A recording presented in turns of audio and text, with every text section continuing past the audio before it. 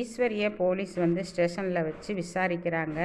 அப்போ போலீஸ்காரங்க ரொம்ப வந்து கொடுமைப்படுத்துகிறாங்க ஈஸ்வரியை. நான் எந்த தப்பும் செய்யலைன்ட்டு இவங்க திரும்ப திரும்ப சொல்கிறாங்க.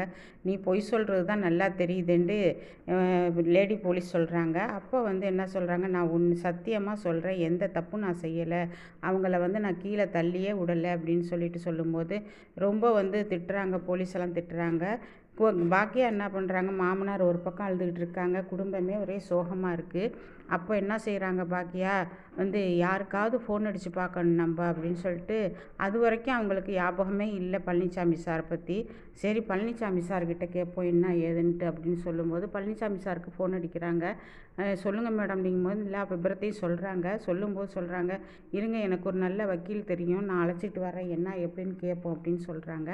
இங்கே வந்து மறுநாள் வந்து என்ன பண்ணுறாங்க, ஈஸ்வரி அழைச்சிக்கிட்டு கோர்ட்டுக்கு வந்துடுறாங்க. கோர்ட்டுக்கு வரும்போது திருப்பவும் விசாரிக்கிறார், நீங்கள் வந்து இந்த மாதிரி இவங்களை தள்ளி விட்டீங்களாம், கர்ப்பமாக இருந்தாங்களாம் தள்ளி விட்டீங்களாம், அதனால தான் வந்து இவங்க குழந்தை கலைஞ்சி போயிடுச்சுன்னு சொல்கிறாங்க. நான் சத்தியமாக பண்ணலை சார் அப்படின்ட்டு ஈஸ்வரி சொல்கிறாங்க. ரொம்ப நடுங்கி போய் நிற்கிறாங்க. நிற்கும்போது இங்கே கோபியெல்லாம் இருக்கிறாரு. கோபி எல்லாம் பார்க்குறாங்க. அப்போ பாக்கியாவுக்கு ரொம்ப கோவம் வருது, இவங்க 2 பேர் மேலே, ராதிகா மேலே ரொம்ப கோவம் வருது. இப்படியெல்லாமா பண்ணுவாங்க ஒரு பொம்பளை அப்படின்னு நினைக்கிறாங்க. அதோட வந்து கோபி என்ன பண்ணுறாரு, ராதிகாவை ரொம்ப திட்டுறாரு. நீ என்ன நினச்சிக்கிட்ட, நீ எவ்வளோ கஷ்டப்பட்ட, அப்போ நான் தானே உனக்கு வந்து வாழ்க்கை கொடுத்தேன் அப்படின்னு சொல்லும்போது, நான் என்ன தெருவுலையா நின்றேன், புருஷன் வேணும்னு நான் உங்கள்கிட்ட கேட்டேன் அப்படின்னு சொல்லும்போது, நீ தெருவில் நிற்கலையா ராதிகா, உன் வீடெல்லாம் ஜப்திக்கு போய் நீ தெருவில் தான் நின்ற, அப்போ நான் என் பணத்தை பூரா உனக்கு தானே கொடுத்து இது பண்ணேன், உனக்கு ஹெல்ப் பண்ணேன் அப்படின்னு சொல்லும்போது, நான் ஒன்றும் உங்கள்கிட்ட கேட்கலையே பணம் கொடுங்கன்ட்டு, அதான் நான் செஞ்ச தப்பு அப்படின்னு சொல்லிட்டு ஒரு கோபி சொல்கிறாரு ராதிகா கிட்ட.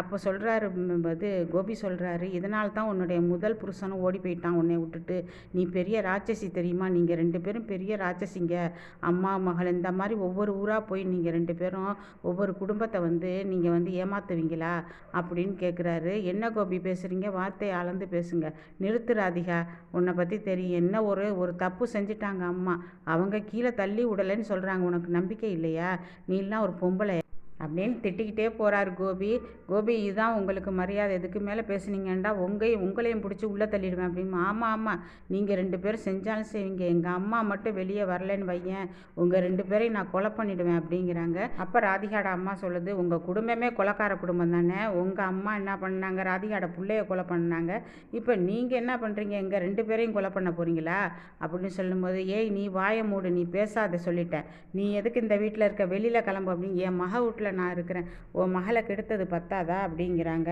இப்போ அந்த அந்த அதாவது ராதிகா வந்து கீழே விழுவுறதுக்கு காரணமே அந்த அம்மா தான். அதாவது வந்து ஈஸ்வரியை வந்து அந்த வீட்டை விட்டு விரட்டணும் அப்படின்னு சொல்லிட்டு அவங்க தான் தூக்கி போட்டது. அந்த பூச்சாடியை வந்து அந்த ஃப்ளவர் வாஷ் இருந்துச்சுல, அதை தூக்கி குறுக்க போட்டதே அவங்க தான்.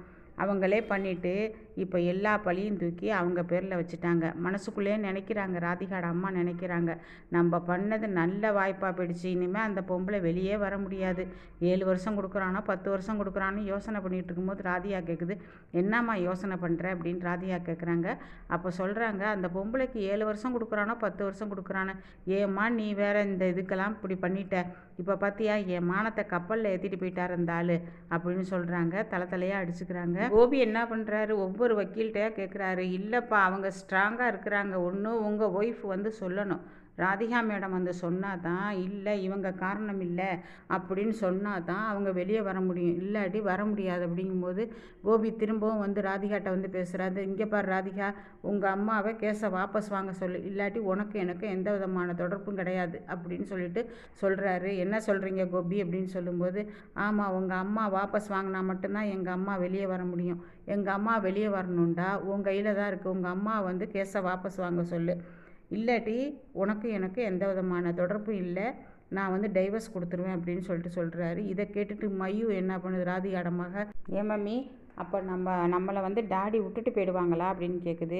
அப்போ ராதிகாவுக்கு அப்படியே தூக்கி வாரி போடுது. அப்போ மையு கிட்ட கோபி சொல்கிறாரு, இங்கே பாரு மையு, எங்கள் அம்மா வந்து உங்கள் அம்மா உங்கள் பாட்டியும் உள்ளே தூக்கி வச்சுட்டாங்க, ஜெயிலில் வச்சுட்டாங்க, அவங்க பெரிய மனுஷி தானே, அவங்க உடம்பு முடியாதவங்க தானே, அவங்கள வந்து பொய் சொல்லி உள்ளே வச்சுட்டாங்க, இவங்களை வந்து வாபஸ் வாங்க சொல்லு கேஸை, இல்லாட்டி நான் இனிமேல் வரமாட்டேன், உனக்கு டாடி இல்லைன்னு வச்சுக்க அப்படின்னு சொல்லும்போது உடனே ராதிகா கேட்குது, என்ன குழந்தைகிட்ட என்ன பேசுகிறீங்க, அது ஒன்றும் குழந்தை இல்லை, பெரிய பொண்ணு தான், இனியா மாதிரி மாதிரி பெரிய பொண்ணு தான். இனியாக்கே தெரியும் போது என்னை பற்றி உன்னை பற்றி தெரியும் போது மையுக்கும் தெரியட்டும், உன்னை பற்றியும் தெரியட்டும், என்னை பற்றியும் தெரியுதும், உங்கள் அம்மாவை பற்றியும் தெரியட்டும் அப்படிங்கும்போது மையு திருப்பி கேட்குது, ஏன் டாடி நீங்கள் வந்து இனிமேல் வரமாட்டீங்களா இந்த வீட்டுக்கு? எங்கள் அம்மா வெளியே வந்தால் தான் நான் இந்த வீட்டுக்கு வருவேன் அப்படின்றாங்க. உடனே வந்து வெளியேறாரு கோபி.